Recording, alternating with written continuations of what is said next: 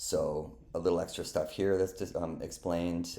One thing is that I have some JSUI objects that are act as an assistant to, instead of having to use the messages, now you can use these objects. So this one sends all of the toolbar, I'm calling it all of the messages for zooming and in and out, viewing and selecting.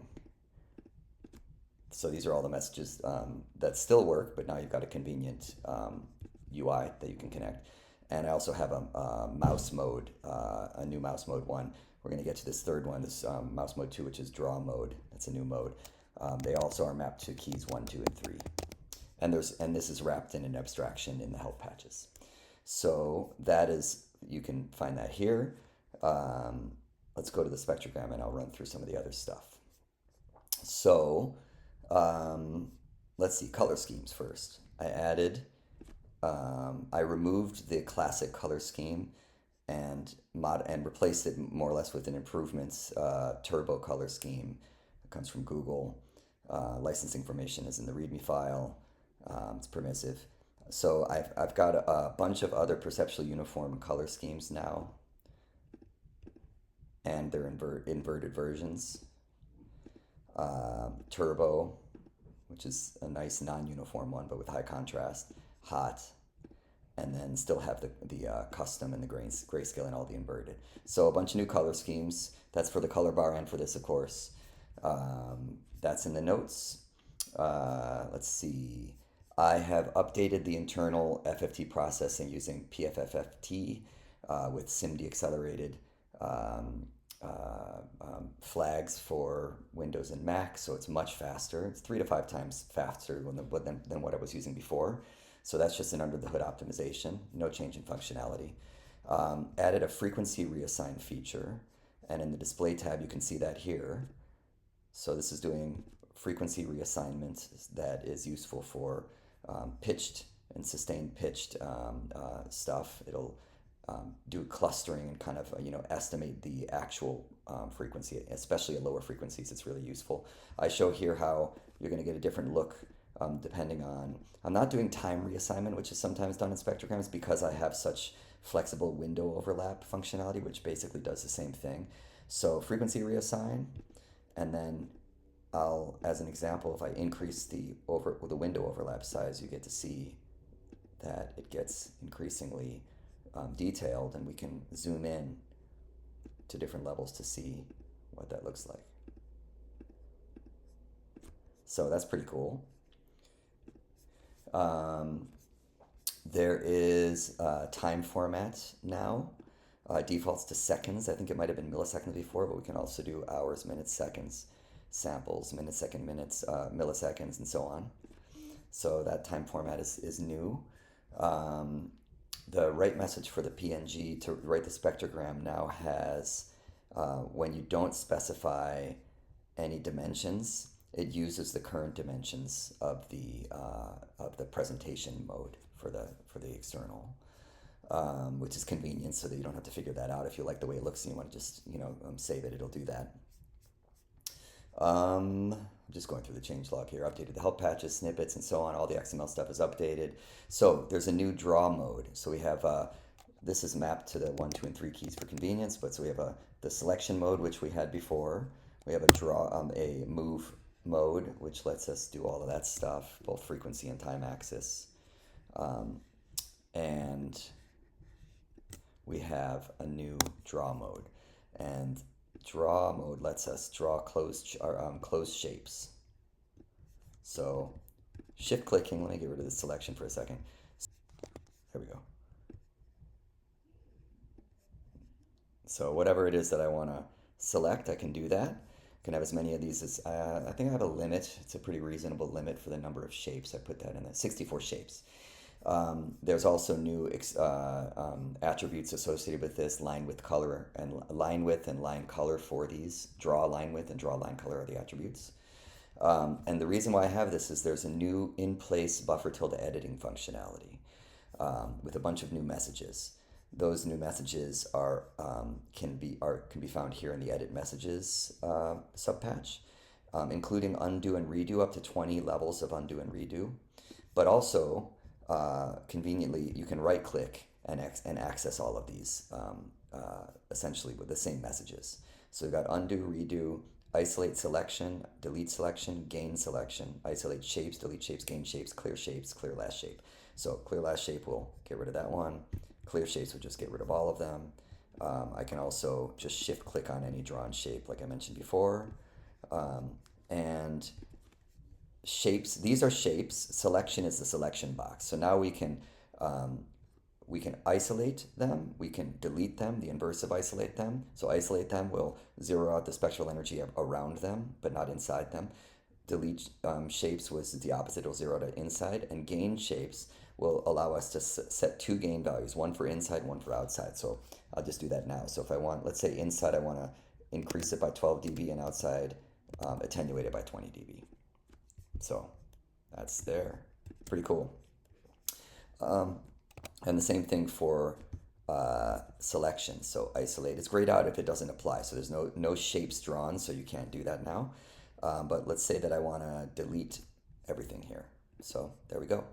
And that's written straight to the buffer. So you can use the existing functionality in Max to write that edited file. I can also undo. It actually says what you're undoing. I can undo and redo all that stuff. So details, you know, you can, for the actual messages that you're sending, you can look here. It's also in the XML and in the README. So that's pretty significant. That's something that I wanted to do, was be able to draw and really edit stuff in place while playback is happening. Everything is safe, critical sections and so on. I think that might be it. There might be some more here and there, but those are the big ones. So editing, drawing, new color schemes, optimized, frequency reassignment, time format, JSUI, convenience, externals, and all that stuff is, all the help patches are updated accordingly. I've added some frequency shifting and pitch shifting functionality, and also an extra attribute that lets you invert what you're selecting. So it's kind of operate on the part that isn't selected. And I'll show you that at the end. Everything from the frequency and pitch shifting perspective is exposed in this subpatcher in message form. You can see we've got edit selection freak and freak shift, and edit selection pitch shift. Both for selection and shapes, we have the same thing. It takes 3 arguments: the hertz for frequency or semitones for pitch, and then you have a gain in dB that you can apply to it as you're applying the operation, and then some modes. So first, frequency shifting is linear and additive, so it's just going to take everything and move it. Pitch shifting is the typical pitch shifting that's multiplicative, logarithmic, musical. So you apply that in semitones and it keeps the intervallic relationships intact. So I can specify moving everything up by an octave, and if I have complex data, it'll keep all the relationships there. The 4 modes, regardless of which one you use here, are move and mix, move and replace, copy and mix, copy and replace. Move and mix is the default. In fact, for all these messages, you can just send the hertz or the semitones and nothing else, and it'll default to 0 gain, and move mix is the mode, the shift mode.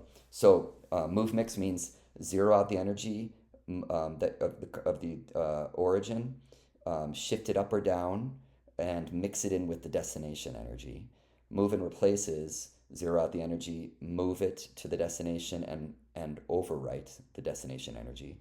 Copy is to keep the original energy, copy it, move it, and mix it in with the destination. And then copy replace is keep the original, copy, move it up or down, and overwrite the destination. So you have these 4 modalities, the 2 modalities for shifting, logarithmic and linear, and then the 4 modalities for what you do with the shift.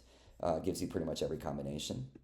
And you can do that with messages, or you can do it with a right click. So in the menus here, we have frequency shift selection, pitch shift selection, and the same thing for shapes. And then there's this other thing we'll talk about in a second, invert selection / shapes. So let me demonstrate this first. Started, I've got this. Oh, one other quick thing is I have a new editing tab that is just an easy way to kind of play around with this stuff. and shows you that you can use one object for playback control and another object for editing. And that's nice because then I can like select a region to loop, and then I can use the selection tool and the draw tool in another object and manipulate that and then listen to it in real time without having to kind of, jump back and forth with my selection region and so on.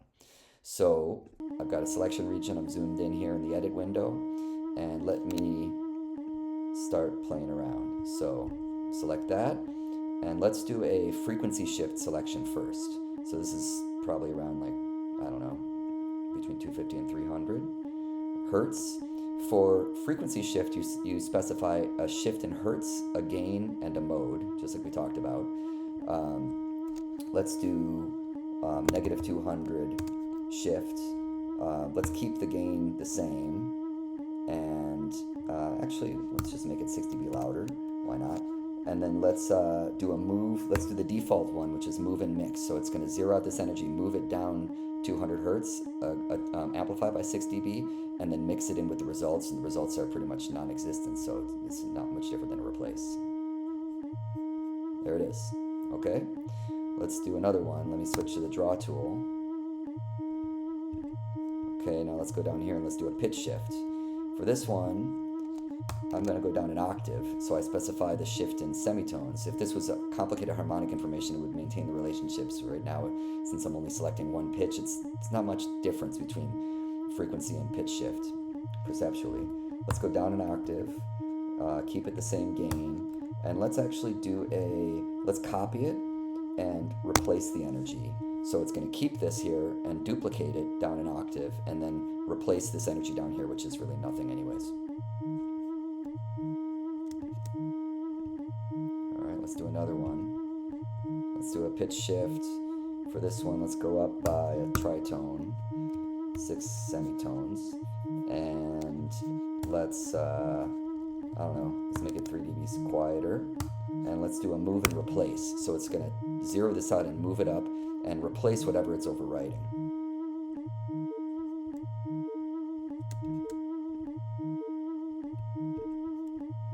What else have we not done here? So let's do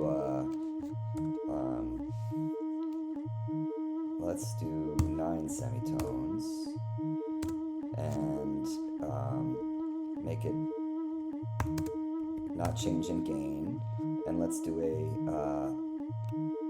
a move. Let's do a copy and mix.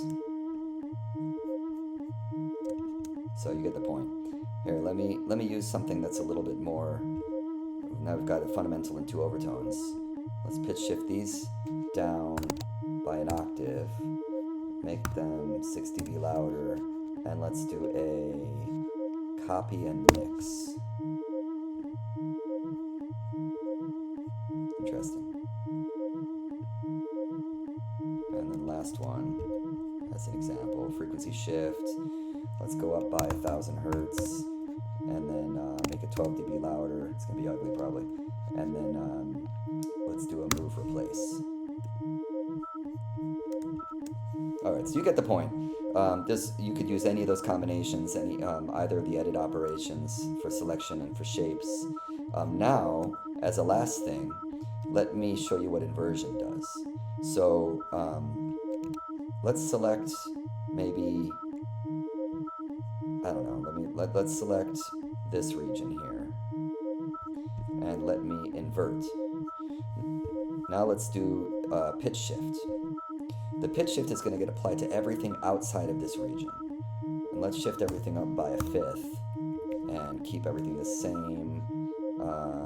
We could do any of these other modes, but let's do a move and replace. So it should just leave this or something close to this and then transpose everything else up.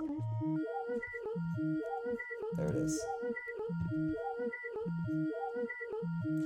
So the other operations work the same way. I can also invert the selection, and then if I were to apply a gain, the inside would be the outside and vice versa. Isolating the shape means something different. It would be normally zeroing out everything outside and only keeping what's inside, but since we have the selection inverted, it's going to zero out what's inside and keep everything that's outside. So it's mostly for transposition, but hopefully that makes sense. So you have the ability to select things, to invert the selection, And then you have the ability to transpose linearly or logarithmically things up and down and change the gain and define how you're doing it, whether you're copying or you're replacing or you're mixing and so on. So a lot of cool stuff. It's all also updated in the XML documentation. Let me know what you think.